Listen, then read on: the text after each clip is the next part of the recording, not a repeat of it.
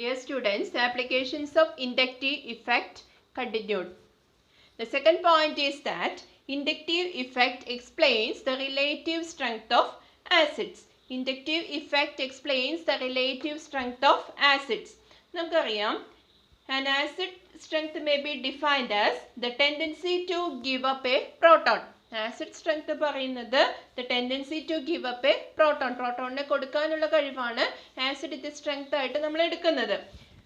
An acid is said to be strong if it has great tendency to donate a proton. An acid is said to be strong if it has a greater tendency to donate a proton. Here, inductive effect due to groups close to carboxyl group. Inductive effect due to groups close to carboxyl group has a great effect on acid strength.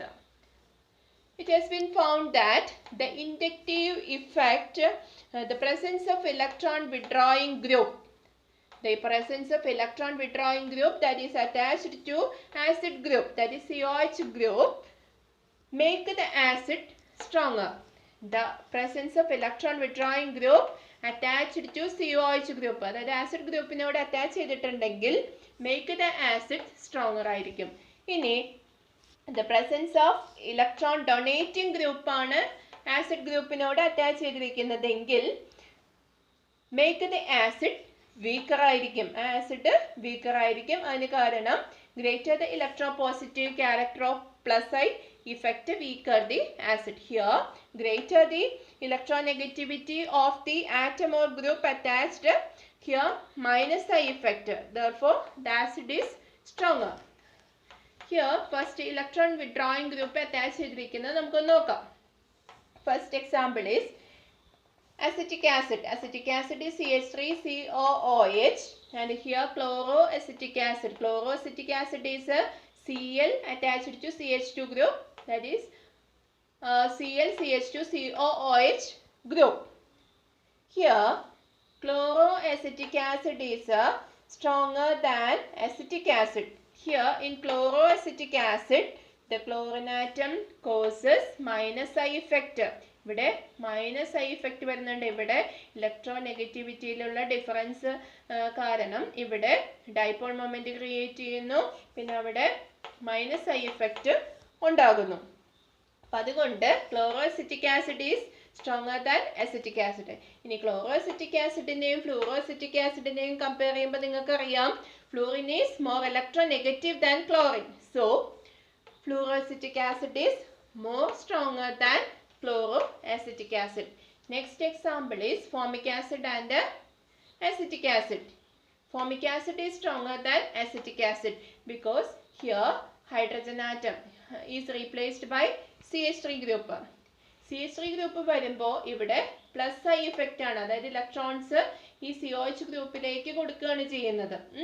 ഇവിടെ നോക്കുക, methyl, ethyl, അതേപോലെ തന്നെ isopropyl substituents വരുമ്പോൾ acid weakening ആയിരിക്കും ഇവിടെ നടക്കുന്നത്. ഇവിടെ acid weakening ആയിരിക്കും നടക്കുന്നത് റിലേറ്റീവ് ടു ഹൈഡ്രജൻ. ഹൈഡ്രജനെ കമ്പയർ ചെയ്യുമ്പോൾ ഈ മീഥൈൽ ഗ്രൂപ്പ്, ഈഥൈൽ ഗ്രൂപ്പ് ഒക്കെ ഇവിടെ വന്നു കഴിഞ്ഞാൽ ഇവിടെ ആസിഡ് വീക്കനിങ് നടക്കും. അതുകൊണ്ട് ഇത് ഈ ഹൈഡ്രജൻ അറ്റാച്ച് ചെയ്തിരിക്കുന്ന ആസിഡ് ഗ്രൂപ്പാണ്, ആസിഡ് ആണ്, അതായത് ഫോമിക് ആസിഡ് ആണ് സ്ട്രോങ്ങർ ദാൻ അസറ്റിക് ആസിഡ്.